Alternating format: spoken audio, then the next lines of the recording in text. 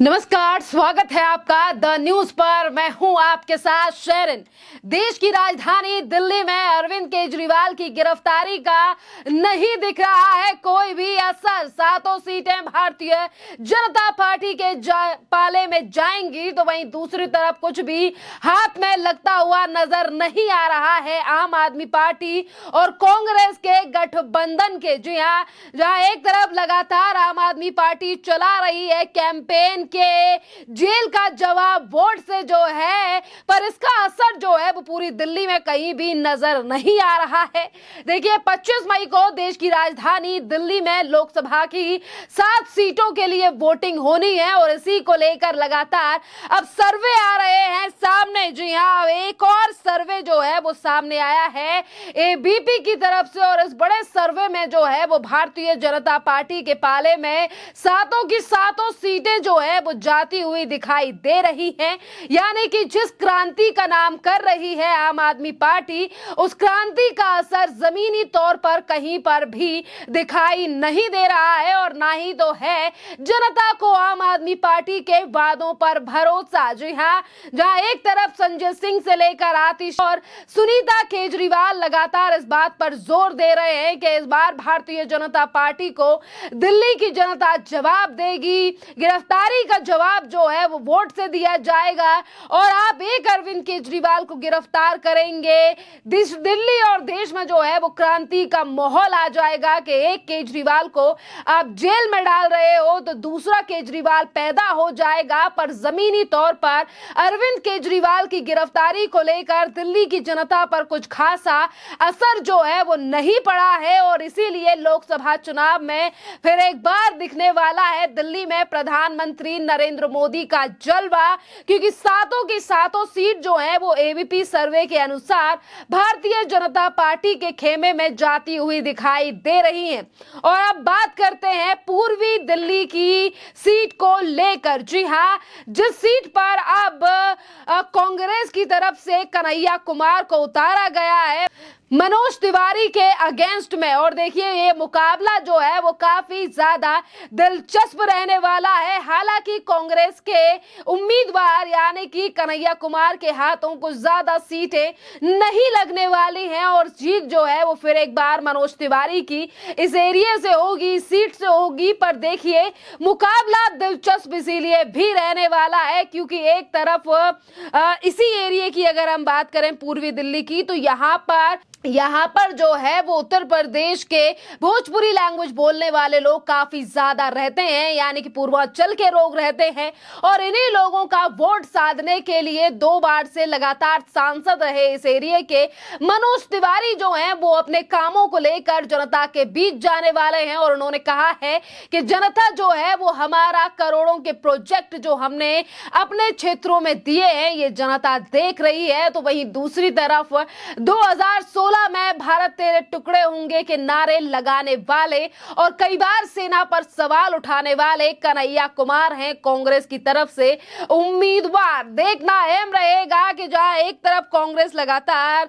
कन्हैया कुमार को जो है वो दमदार नेता और एक अच्छे प्रवक्ता के रूप में उतारने का प्रयास कर रही है, पर यह सीट जो अभी 2014 से लगातार मनोज तिवारी की रही है, इस पर आखिरकार किस तरीके से मुकाबला रहने वाला है। क्योंकि एक तरफ है मनोज तिवारी जो कि हिंदूवादी नेता की छवि में जनता उन्हें देख रही है क्योंकि लगातार वो अपने काम और हिंदुत्व को लेकर जनता के बीच में जाते हैं, और वहीं दूसरी तरफ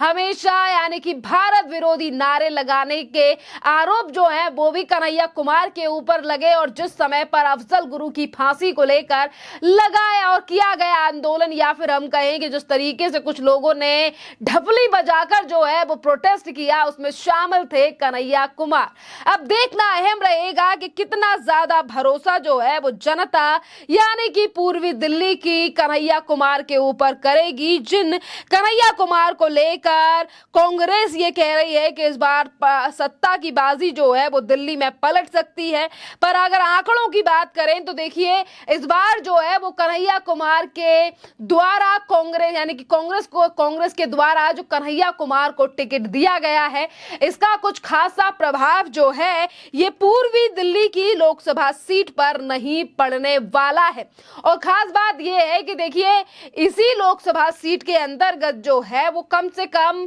10 सीटें जो हैं वो विधानसभा की आती हैं और इन 10 की 10 सीटों पर जो है वो आम आदमी पार्टी का बोलबाला है। बावजूद इसके लगातार 2 बार से मनोज तिवारी के ऊपर जनता भरोसा कर रही है और इस सीट को भी अपने पाले में नहीं ले पाई अभी तक आम आदमी पार्टी। और अब कांग्रेस के हिस्से में ये सीट जो है, क्योंकि दिल्ली में बंटवारा जो है यानी कि गठबंधन जो है वो आम आदमी पार्टी और कांग्रेस का है, जिस पर 4 सीटों पर आम आदमी पार्टी चुनाव लड़ रही है और 3 सीटों पर जो है वो कांग्रेस सीट लड़ रही है। तो देखिए उत्तर पूर्वी दिल्ली की जो सीट है ये हिस्से में आई है कांग्रेस के और कांग्रेस ने यहां से कन्हैया कुमार को उतारा है। और देखिए अगर हम बात करें यहां की आबादी की तो यहां कम से कम दिल्ली में सबसे ज्यादा घनी आबादी वाला क्षेत्र है ये उत्तर पूर्वी दिल्ली। और यहां ज्यादा अगर आबादी की बात करें तो यहां पर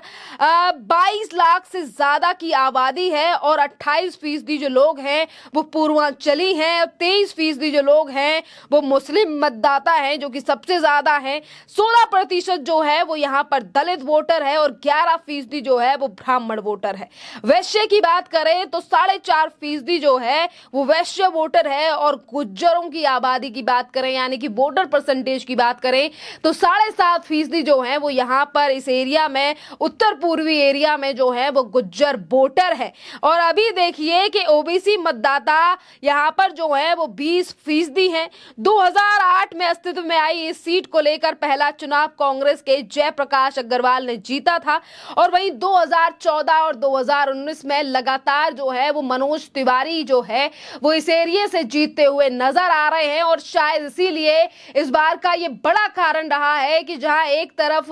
बीजेपी ने तमाम यानी कि जो पहले सांसद थे उनकी टिकटों को काट दिया गया और नए लोगों को जो है वो मौका दिया गया है, यानी कि अन्य लोगों को टिकट दिया गया है। पर इस बार सिर्फ इकलौते अगर कोई सांसद बचे थे वो थे मनोज तिवारी, जिन्हें फिर से एक बार बीजेपी की तरफ से टिकट दिया गया है और उन्हीं के अगेंस्ट में कन्हैया कुमार को कांग्रेस के द्वारा उतारा गया है। अब देखना अहम रहेगा कि जहां आम आदमी पार्टी और कांग्रेस का ये गठबंधन पर वहीं अरविंद केजरीवाल की गिरफ्तारी पर क्रांति की बात करने वाली अरविंद केजरीवाल की पार्टी और सरकार के वादे और जो तमाम बातें कही जा रही हैं अब वो पूरी तरीके से जो किले यानी कि हम कह सकते हैं कि जो रेत का मकान था